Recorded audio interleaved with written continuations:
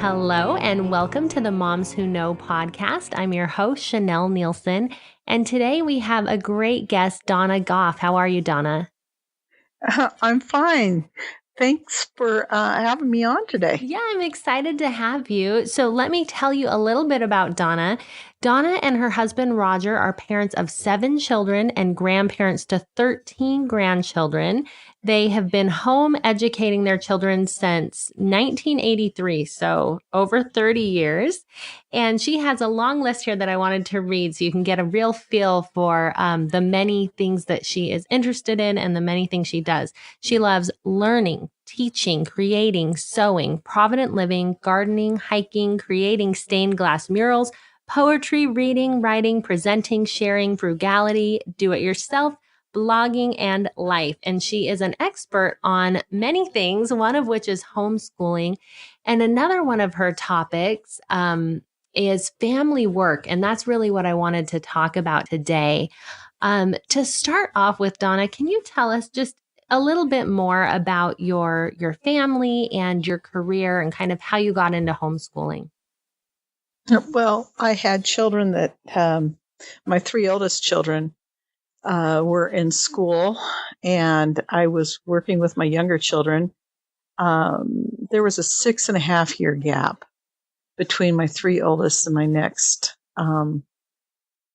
group of children that were born. And the children that were in public school were not having their academic needs met. I mean, for one child, it was like putting chains around them and telling them, okay, run as fast as you can. And he was very bright, and they put him in a magnet school program, and his brother qualified for the program, but there were twice as many children, and so they threw in another test, and he didn't get in. And so then I had a situation. So I was homeschooling him. His sister was in kindergarten. His brother was in a magnet school program. And then we moved. And I thought, well, I'll put them all in this new public school after talking to the principal and being told that he would do certain things. I bought a house there. And when we got there, he absolutely refused to follow through on what he promised, even though the GT teacher there said, classroom enrichment is not going to fix this. He says, I don't care. I'm the principal. And I had put my kids in school at Thanksgiving. By Christmas, they were back home, all of them. And part of that was I was due with a baby in May, and I started having early contractions. And because the stress was just tremendous, and just having had to move. And so I made some long lists. I tried brainstorming is one of my really great gifts. And I sat down and I brainstormed pages of the pros and the cons of public school, pages of the pros and cons of private school, and pages of the pros and cons of homeschooling. And I went through and I started crossing off everything that was on all the lists. And in the end, homeschool won, and I was blown away. I came into homeschooling, I guess, full-time, kicking and screaming, if you will. I thought, this is not supposed to be how it works out, you know. And once I prayed about it, all of a sudden, all the contractions stopped, and I didn't have another one until the end of May when she was born. And wonderful pregnancy, wonderful homeschooling year. Anyway. Yeah, so that's interesting. So do you think it was because of the stress then? You were just stressed with the schooling? Oh yeah, I was very stressed. Yeah, because, you know, in the fall when we were in their previous home, one child was homeschooled, one child was in public school, and one child was in a magnet public school where he was allowed to read at his level and wasn't required to sit and do stuff below his level. And he was allowed to work in his math and spelling and all the skill areas as fast as he was motivated to do and ready to learn. And he was happy there. And then my husband got a job an hour and a half away, and we had to move. Right in right in the middle of pregnancy, Yeah, that's definitely stressful. But I can see how having all your kids in having those different experiences at the same time would really cause you to question some things. So that's interesting, and that's cool how you came to that decision. So some of your work, a lot of the things that you've studied have led you to opinions and things about family work. And the things that I've read and listened to from you are so interesting, because a lot of times we hear about chores. Your kids need to do chores, and as a parent, it's so hard to get your kid to do chores. Talk to us a little bit about that. And I'm sure that this is something you've had to learn and work with as you've homeschooled your kids and had all 7 kids home. You're an expert in this too, I'm sure. So tell us a little bit about that. Okay. When I first became married, when I was first married, I set up routines in my home. And as my children came one by one, they helped me in those routines, and everything was going hunky-dory. But when we made that move to Loveland, in Colorado, where my children were in school until Christmas time,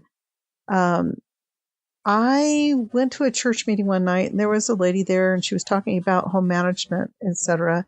And she was talking about her children who were older than my children. And she said that, well, she was an artist and so was I. So I thought, I'm going to pay attention here. And she said that she taught her children how to do it once. Then she did it with them, taught them how to do it, and then observed them doing it. And then it was their chore. But they were developmentally further along than my children. And of course, I didn't understand anything about development at the time. I just thought children, they're talking, they're school age, blah, blah, blah. They should be able to move into this. And I did the chore thing. I switched from something that was working swimmingly because of trending parenting ideas of chores. And one thing, those who promote these chore charts and these fancy chore charts don't tell you is children really do need training. And it's not just knowing how to do the task, but they need the patterns and the habits that go along with it. Little children, their development of organization of their brain takes years. It's not something that happens and the light switch goes on the moment that they can talk and express themselves. Oh, he understands exactly what I'm telling him to do. I saw a ad once on TV. A little boy, his mother told him, I don't want you to go to the corner. And he said, okay, Mommy. And then she went upstairs and she was blowing her hair dry and she was in her robe and slippers, and she heard the front door close, and she looked out the window from upstairs and could see her toddler going down to the corner. She started banging on the glass and he wasn't responding. He was oblivious.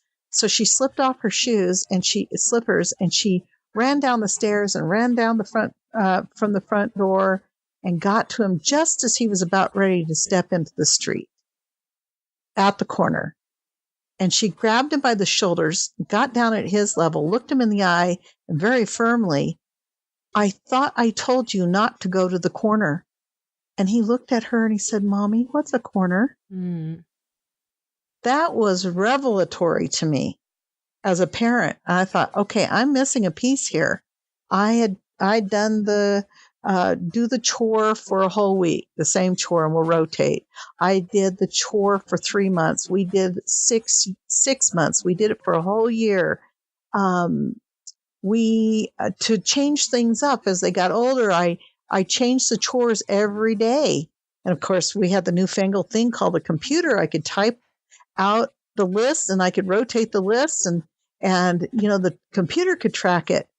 I thought the more complex something is, the more difficult it is to get going. And I had children that were now in their middle and high school years, and all the way down to newborns, because my children were born over a 20-year period. And I remember distinctly a couple of things that happened that started to get me really thinking deeply about what I was doing.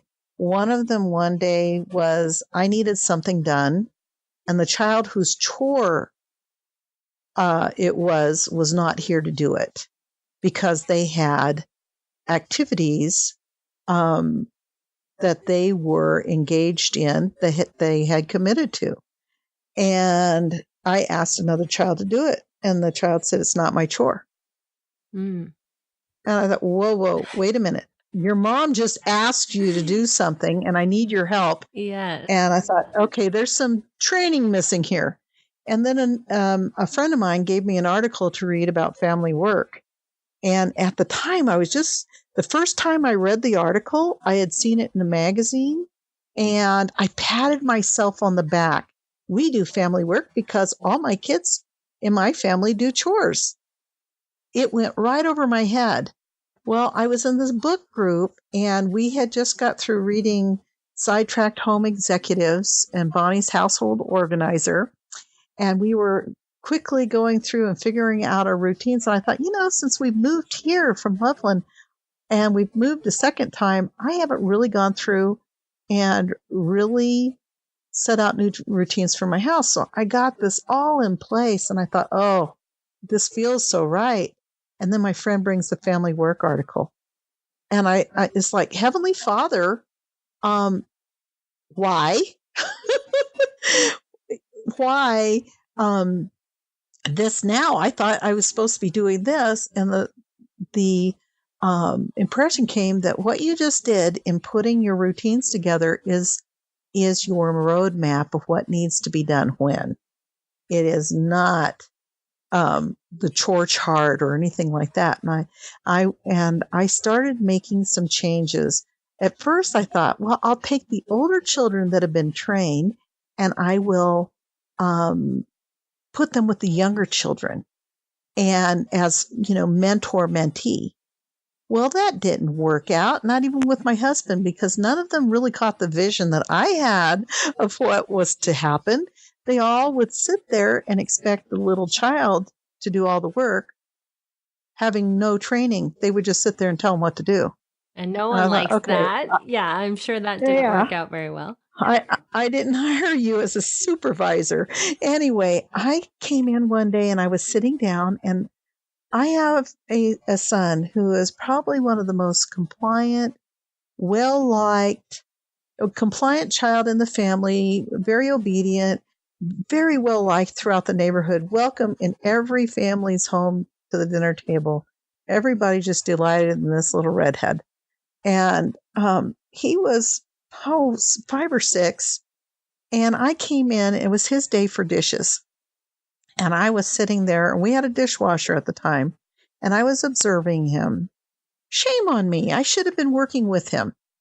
Okay? But I was sitting there and observing, and I needed this slap as I watched him. This hit me. There was a sense, there was this feeling, you could almost cut it in the room, of abandonment and isolation. As everybody else, how often do you take out the trash? You don't run up and take it out, run up and take it out, run up and take it out for an hour. You take it out once and it's done. It only took a few minutes. And the kid that does the vacuuming, he goes in there and it's done. It's done. How you don't do it back to back for hours. But when you have a family of 7 children, the dishes are never ending. Adults, yeah. Yes. And it's his turn for dishes. And I'm sitting there, and he is methodically placing them in the dishwasher, and to fill the whole dishwasher himself, because he could barely reach the counters, took him an entire hour. Mm. And as I watched this, I started to tell him, it'll be okay. Next week, you're going to be on trash. It's something that'll only take a minute. And then I realized for the first time, I had been barking that line out to kids for over a decade. And then I realized how incredibly hollow that was. As soon as the dishes were in the dishwasher, I called all my children up and set them down. I said, we're having a family meeting. And I grabbed the chore chart and I tore it in half. And they looked at me like, what on earth? And I said, we're not doing chores anymore. And they're like looking at each other like, okay, what's coming next? And I said, we're going to work together. And of course, since then, I've come across scriptures and things. There is not a scripture in all of Holy Writ, in the entire Bible, that tells parents to assign children to do chores. This chore mentality came in with the industrialized era, and some factory efficiency expert who's used to working with adults suggested that the home should pattern themselves after the factory and assign children to work on their own, right, as chores, assigned to chores. And we get all these nifty systems and contrived systems and parents pulling their hair out because when a child gets to a certain age, those systems don't work. They're not an incentive. We've given this child for years the choice of when to do it. We put the chore up and we just say we want this done. We don't say that it has to, usually most parents don't say it has to be done at 7:00 a.m. They have the whole day to do it. So they're going to put it off till the end. Do we realize that part of the problem with procrastination in our society was built in the way we taught our children how to work? It used to be that children would go work with their parents on the farm, and they'd go out every morning at a specific time to clean the stalls, milk the cows, collect the eggs, because if they didn't do that, the cows would have all this milk, and it would cause them to dry up because it's not getting milked on time. They'd get infections and other problems. The eggs, if we didn't go out and get them picked up and collected soon, sometimes they'd be pecked open. And we had to do certain things at certain times. The animals needed to be fed. And we did this alongside the child, alongside the parent, all the way up until they left the home. Right. So is that the real difference then here that you're in between family work and chores so I'm hearing two. One is time, when that it's getting done, specifically at a time, and then doing it together versus just assigning it. Is that the main difference? Well, it's working together, and see, the adult knows how to do it efficiently because they've done it for years. They know how to stay with it until it is done. They know the details of what needs to be done. And when we do it with our children like that, we talk to them, it's an opportunity to build relationship, but it's also an opportunity to teach them about God. If you go back to Deuteronomy 6:7, he talks about as you rise up and as you lie down and as you go by the way, that this is the kind of teaching that we're supposed to do to teach them about God. Well, for centuries, families worked together. The little children would work with the mom until they were physically big enough to go out and work with the dad or work in the dad's shop. And then they would work with the dad until they left home.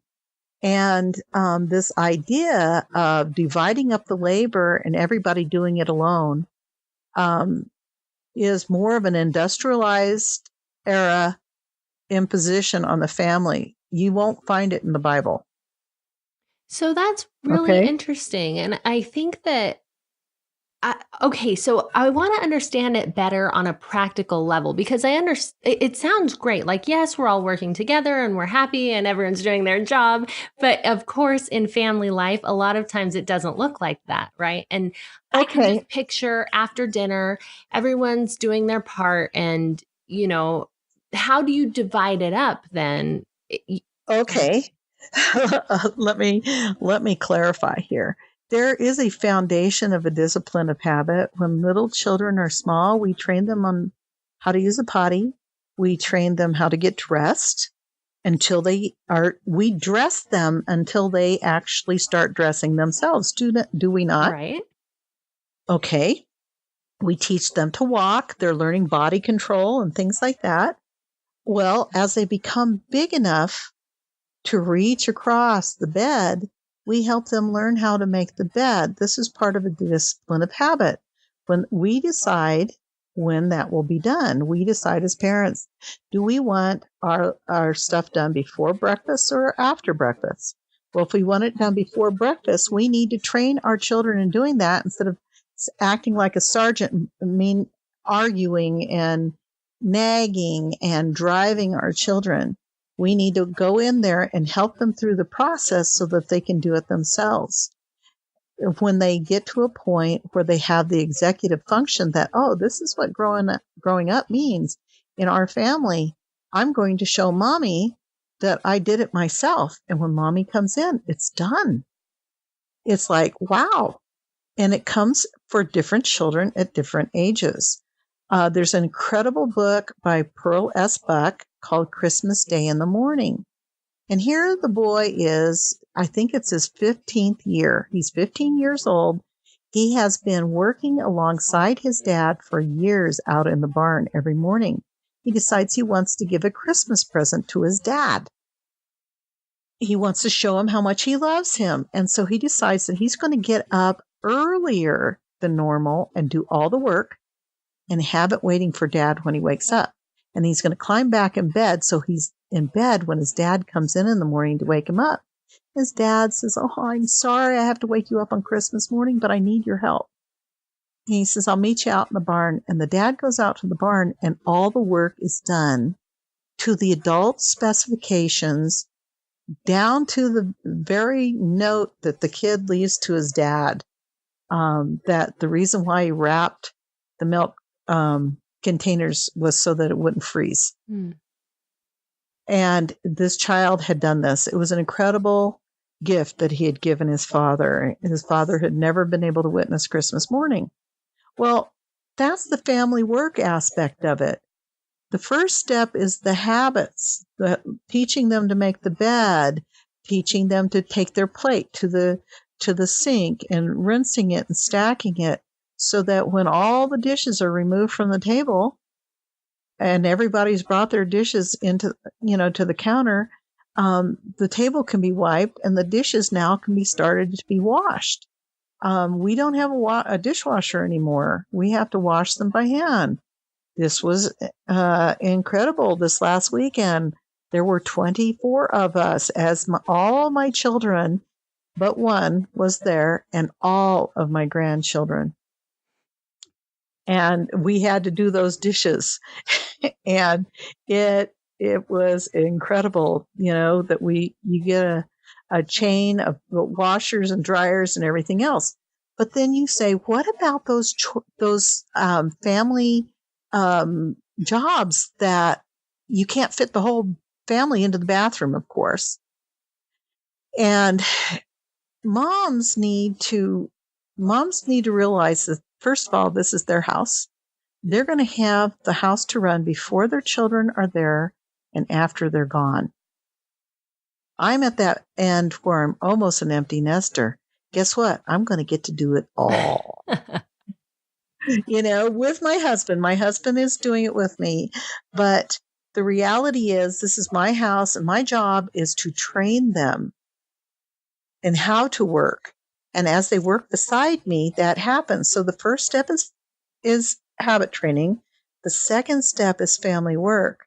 And then as they become about 8 years old, their arms are long enough to reach across deep into the refrigerator and help remove things off the shelf so that you can clean the refrigerator.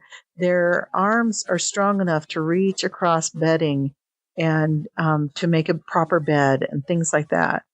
That's when they become your shadow. That's where they go into apprenticeship. So first step was habit training. Second step is family work and all those daily things like tidying the living room, helping get meals on, helping clean up after meals. But then the next step takes them to the next level. You should already have your routines of when you do your laundry, of how often you do it, when you clean your bathrooms, how often you do that. And now you take that 8-year-old and they shadow you in every routine, including shopping and preparing meals. By the time that child is 12, they know every routine in the household and they can run it. Now, boys may take a little bit longer and some girls as well. And so I call it a transition period between 12 and 16. But by 16, most children, or 12 and 14 actually, by 14, most of them have been trained in the system of running routines. I've had too many moms tell me, oh, I had chores, but I have no idea how to run a home. They were never taught the routines. They were only taught the tasks. So by shadowing you and working with you as your teammate, your apprentice, if you will, going through all your routines that you have established, you are establishing the discipline of habit of routines in that child. And they can take it to any job that they do. They can take it to schoolwork. They can take it to any employment or self-employment they have because they now understand how systems work and how they orchestrate and how they adjust to our lives. Oh, I love that. And at that point, go ahead. At that point, you can give them anything to run. They could be in charge of all the family meals. They do the planning and they take into consideration discussion with siblings and other family members of what they like. And they may not be old enough to drive yet, but you can take them to Costco and to the other stores, and they learn because they know how to select food now and how to work within a food budget because they've done it with you. And when they leave home, they're ready to set up a home. It used to be that, there was a different day of the week, one day is wash day, one day is ironing day, etc. Children grew up with this habit. And when they left home, they knew exactly how to establish a new life. They already had these habits. And so this goes from habit forming, to family work, to apprenticeship, to finally having dominion over something in the home. And there was one book that I really enjoyed by Gene Stratton Porter called Laddie, True Blue Story. And really it was autobiographical about Gene Stratton Porter, the writer of it. And she talked about one year, I think it was the year before her older brother Laddie died. And in this 1 year, her older sister said she was ready to leave home. And the mother said, okay, I'm going to leave for a month and go visit your older siblings. And I'm leaving you in charge of running the household. I mean, this is a farm. She had to make sure that all the hands were fed and the family as well, and all the housework done. And the mother felt that if her daughter could run the entire household without her assistance for a month, that she was ready to live on her own. How would you have felt, or, anybody listening to this, if when they went out into the world to go to college, which is what this girl was going to do, or get married, that they had the skill set, that they could run this? Yeah, so many of us don't. And so I love how you're putting that all together in that 4-step process. It's great. I would ask a quick question for myself, and that is it ever too late? Like, where our kids, oh, darn it, I messed up my kids already because they're older than 8. Can you start this process when the kids are older? Okay, remember I told you that my children are spread out over 20 years. And remember that I switched to family work about 18 years ago. And at 18 years ago, I had a son who was 20 and a son who was 18 that had moved out of the home. But I had children all the way down to newborn in the home, or toddler. She was about 2 by then, or 1. So I had young children, I had middle children, and I had older children. And of course, working next to you, if you've got several children that are to the point that they can apprentice with you, take different days with each child, or take them for a week at a time. And now it's the next child's, turn to work with you through the weekly routine, and the next child, and you rotate through it that way. It just whatever works with your personality and your family, the details of how that, comes through. But the discipline of habit, let's go make all the beds together. If they're not making their beds, or if their room isn't clean, oh my goodness. I was horrid as a young mom, expecting little kids to have the organizational skills to clean their room on their own. And yes, I yelled at them. I have repented, and I have become, I feel like I'm a much better mom now.